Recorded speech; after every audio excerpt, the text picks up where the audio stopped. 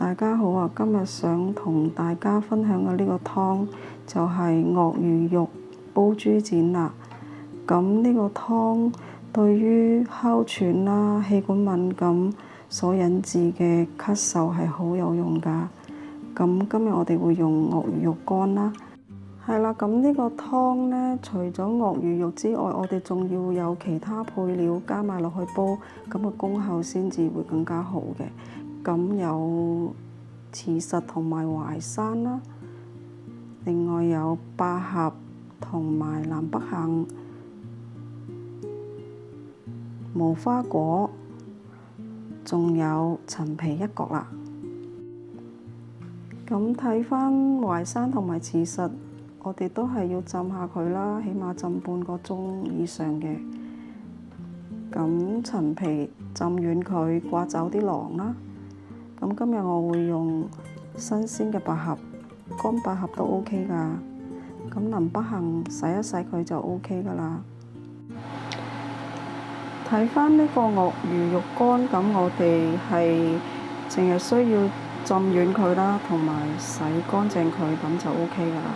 而家好似我家就已經係清理好咗㗎啦。睇返豬展，我哋就切一塊塊咁上下大細嘅 size， 係咁今次係煲湯，咁就唔好切片啦。咁一陣水滾呢，我哋就落去出一出水啦。而家睇到個水已經滾啦，咁我哋就落啲豬展落去出水先。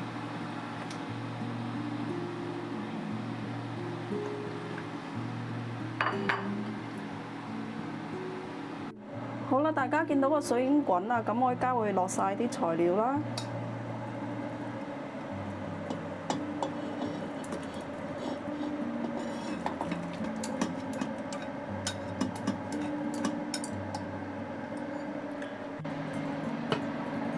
咁個材料就落晒落去啦。咁我哋依家咧就會用大火就滾佢15分鐘先。咁轉頭先同大家講啦。好啦，咁依家個湯已經係用大火滾咗15分鐘啦。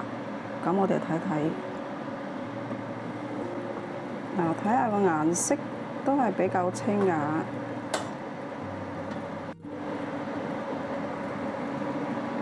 咁唔緊要，我哋依家會再用細火滾佢個半鐘嘅。